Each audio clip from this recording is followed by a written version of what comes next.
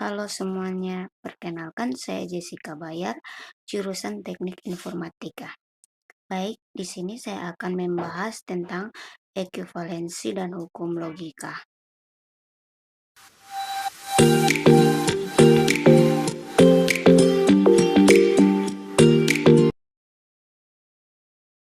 Nah, sebelum kita lanjut ke pembahasan, mari kita pahami dulu apa yang dimaksud dengan ekuivalensi. Dalam logika, ekuivalensi berarti dua pernyataan memiliki nilai kebenaran yang sama. Artinya, kalau pernyataan pertama benar, maka pernyataan kedua juga benar. Begitu pula sebaliknya. Hukum ekuivalensi membantu kita mengubah bentuk pernyataan logika tanpa mengubah maknanya. Kita lanjut. Contohnya, pada dua pernyataan berikut ini, P dan Q atau negasi P dan Q ekuivalensi Q. Dari mana kita tahu dua pernyataan ini ekuivalen? Mari kita buktikan. Oke, baik. Sekarang kita akan membuktikan ekuivalensi dari dua pernyataan berikut.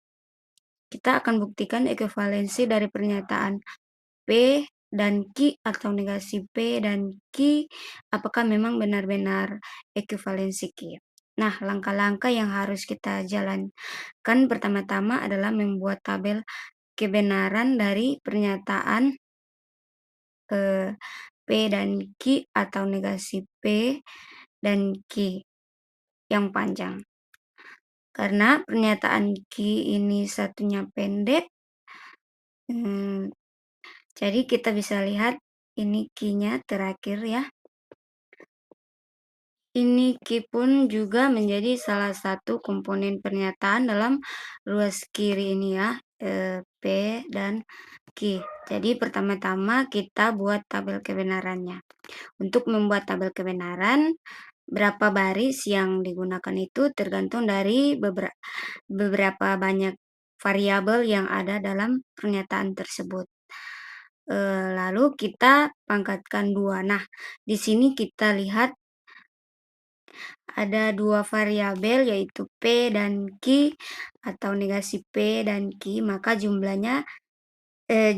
barisnya ada 2 pangkat 2 yaitu 4. Kita buat dulu untuk P sama Q. Nah, kita mulai dari benar-benar, salah-salah. Untuk berikut Q-nya diisi dengan benar salah. Lalu berikutnya adalah kita buat P dan Q.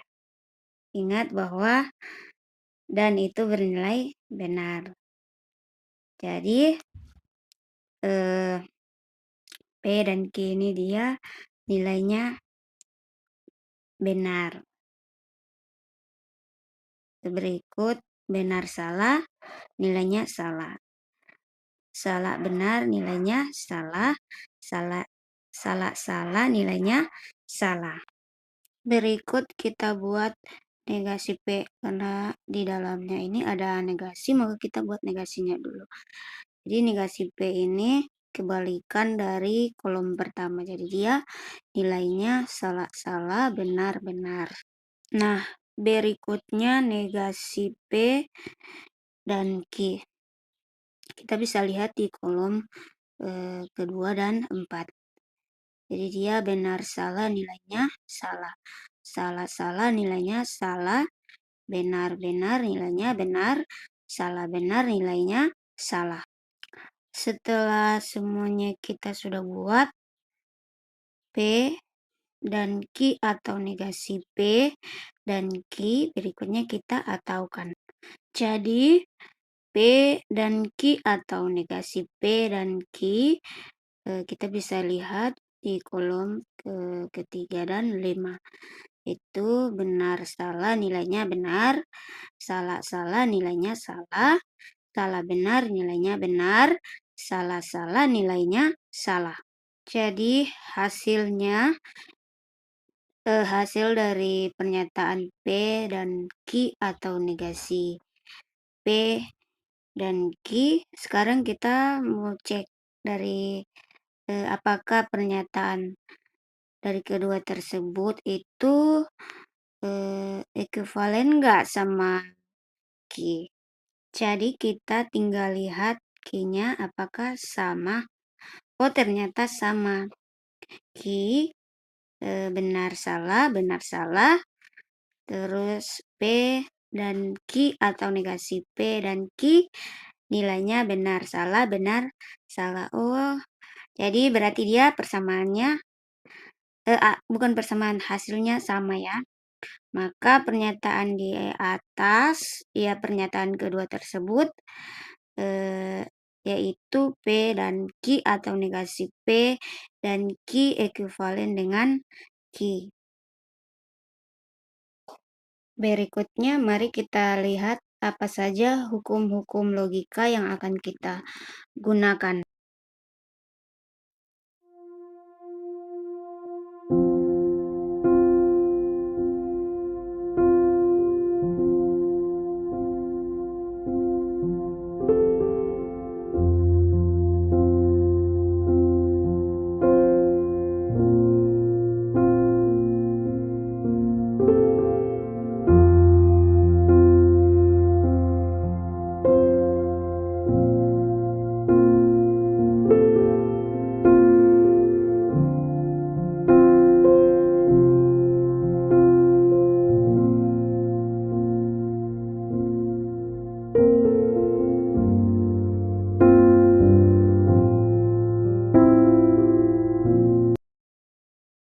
Mari kita lanjutkan dengan contoh soal.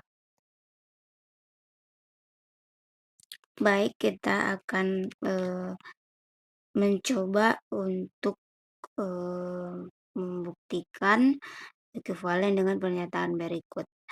Negasi P atau negasi Q atau negasi P dan negasi Q ekuivalen dengan negasi P.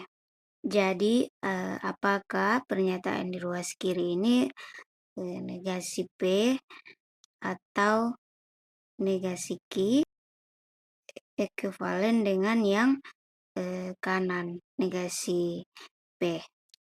Nah, kita mulai dengan yang ruas kiri dulu, negasi P atau negasi Q. Kenapa dimulai dengan ruas kiri, negasi P atau negasi Q? Karena yang ruas kiri negasi P atau negasi Q ini lebih panjang atau bisa di otak-atik daripada yang kanan. Jadi ujung-ujungnya apa sih? Ya, kita pengen bikin yang ruas kiri negasi P atau negasi Q mirip sama dengan yang kanan, negasi P. Nah, ini negasi P atau negasi Q akan sedikit sulit dan menantang karena kita harus tahu hukum mana yang akan cocok diterapkan pada pernyataan negasi P atau negasi Q ini. Nah, kalau dilihat dari negasi P atau negasi Q, itu ada negasinya di luar. Maka kita akan mencoba buat yang ini dulu, negasi P atau negasi Q. Jadi negasi P atau negasi Q ini mirip polanya dengan hukum De Morgan. Untuk itu kita akan ubah yang negasi P atau negasi Q sesuai dengan pola atau hukum De Morgan karena ekuivalen. Maka penyelesaiannya negasi P atau negasi Q atau negasi P dan negasi Q ekuivalen dengan negasi P. Kita lanjut. Yang pertama-tama kita mengoperasikan yang ruas kiri ya. Jadi negasi P atau negasi Q itu kita terapkan dengan hukum De Morgan. Untuk yang di belakang dia tetap negasi P dan negasi Q. Nah, jadi hasilnya bagaimana? Jadi negasi P atau negasi Q itu ekuivalen dengan negasi P dan Q. Dan ini kebalikannya dari atau, maka dia jadi dan. Nah, terus Q-nya dari mana? Q-nya dinegasikan ya, maka dia jadi Q. Jadi yang di ruas kiri negasi P atau negasi Q, ketika dioperasikan dengan De Morgan, dia ekuivalen dengan negasi P dan Q. Lalu belakangnya bagaimana? Belakangnya dia tetap sama, negasi P dan negasi Q. Untuk berikutnya kita harus lihat hukum mana yang akan kita operasikan dengan hukum-hukum logika yang ada. Nah, di sini ada negasi P dan Q atau negasi P dan Q. Nah, kita lihat ada yang sama di sini. Iya, ada yang sama. Jadi dia negasi P dan negasi P. Berarti kita bisa keluarkan dari kurung. Dan kita keluarkan dari kurung sesuai dengan hukum distributif. Nah, sama halnya dengan hukum distributif itu tadi. Kita keluarkan negasi P-nya dulu dan-nya juga kita keluarkan. Lalu kurung Q atau negasi Q. Karena ada yang tidak kita keluarkan, yaitu Q sama negasi Q. Maka kita langsung tulis saja negasi P dan Q atau negasi Q. Dan untuk penyelesaian yang kedua kita terapkan dengan hukum distributif ya. Selanjutnya kita bisa lihat negasi P dan Q atau negasi Q. Nah, ini kan sangat familiar ya. Seperti hukum apa? Kita lihat di sini negasi Q atau negasi Q. Nah, dia sesuatu atau negasi sesuatu. Nah, kita lihat di hukum negasi. Ternyata ada hukum yang sesuai. P atau negasi P ekuivalen dengan 1. Berarti Q atau negasi Q ekuivalen dengan 1. Jadi kita langsung tulis saja negasi P dan 1. Satunya dapat dari mana? Satunya ini hasilnya dari Q atau atau negasi Q. Begitu ya. Maka untuk penyelesaian yang ketiga itu kita terapkan dengan hukum negasi. Nah, habis ini ada hukum yang sesuai atau nge-solve negasi P dan 1. Nah, kita lihat di sini ada hukum identitas P dan 1 ekuivalen dengan P. Nah, berarti negasi P dan 1 ekuivalen dengan negasi P. Maka negasi P terbukti ya bahwa ekuivalen. Jadi penyelesaian yang ke baris keempat kita terapkan dengan hukum identitas. Nah, setelah ruas kiri kita operasikan dengan hukum-hukum logika yang ada, mendapat hasil negasi P yang mana sesuai dengan ruas kanan negasi P-nya.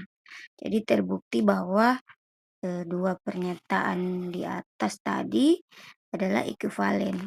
Jadi kira-kira begitu ya caranya. Selanjutnya kita masuk pada contoh soal yang kedua. Dia dalam bentuk pernyataan. Arka lulus ujian nasional jika dan hanya jika Arka rajin belajar ekuivalen dengan pernyataan. Baik, untuk menjawab pertanyaan Arka lulus ujian nasional, jika dan hanya jika Arka rajin belajar ini kita pertama-tama harus mengubah pernyataan Arka lulus ujian nasional jika dan hanya jika Arka rajin belajar ini ke dalam bentuk simbol. Nah, jadi bagaimana cara mengubahnya? Kita pecahin dulu frasenya. Maksudnya dipisahin dulu kedua pernyataan tersebut. Nah, jadi di dua pernyataan tersebut ada dua fase. Fase pertama Arka lulus ujian nasional, fase kedua Arka rajin belajar. Dan kata hubungnya jika dan hanya jika yaitu biimplikasi. Jadi kita buat dulu simbolnya, misalnya P Arka lulus ujian nasional dan Q Arka rajin belajar. Nah, kalau dibentuk dalam simbol berarti P biimplikasi Q. Untuk selanjutnya kita cari ekuivalensinya dengan pernyataan apa. Nah, untuk tahu ekuivalensi biimplikasi, kita lihat hukum-hukum logikanya. Oh, ternyata ada dua hukum logika. Itu P biimplikasi Q ekuivalen dengan P maka Q dan Q maka P. Terus kedua, P biimplikasi Q ekuivalen dengan negasi P atau Q dan negasi Q atau P. Jadi kalau diminta salah satu ya salah satunya saja. Tapi kalau misalnya dua-duanya. Jadi di sini kita langsung tulis saja P P maka Q dan Q maka P. Ini ekuivalen yang pertama. Yang kedua negasi P atau Q dan negasi Q atau P. Nah, terus selanjutnya bagaimana? Nah, karena tadi soalnya dalam bentuk pernyataan, berarti pernyataan berkalimat Arka lulus ujian nasional jika dan hanya jika Arka rajin belajar, dia dalam bentuk proposisi. Jadi kita bentuk dalam proposisi juga. Nah, untuk yang pertama tadi P maka Q dan Q maka P, kita langsung ubah ke dalam bentuk pernyataan. Jadi dia jika Arka lulus ujian nasional, maka Arka rajin belajar. Dan jika Arka rajin belajar, maka Arka lulus ujian nasional. Nah, ini kita sudah buat sudah buat kalimat ekuivalen yang pertama. Jadi hasilnya ini, jika Arka lulus ujian nasional maka Arka rajin belajar, dan jika Arka rajin belajar maka Arka lulus ujian nasional. Memang secara logika tidak nyambung atau mungkin tidak bisa diterima logika, tapi memang seperti itu. Nah, jadi tidak dilihat ya, artinya kalimatnya ada tapi kita tidak lihat atau kesesuaian dengan hukumnya. Kita lanjut yang kedua, negasi P atau Q dan negasi Q atau P. Berarti kita langsung tulis Arka tidak lulus ujian nasional dan Arka rajin belajar, dan Arka tidak rajin belajar atau Arka lulus ujian nasional.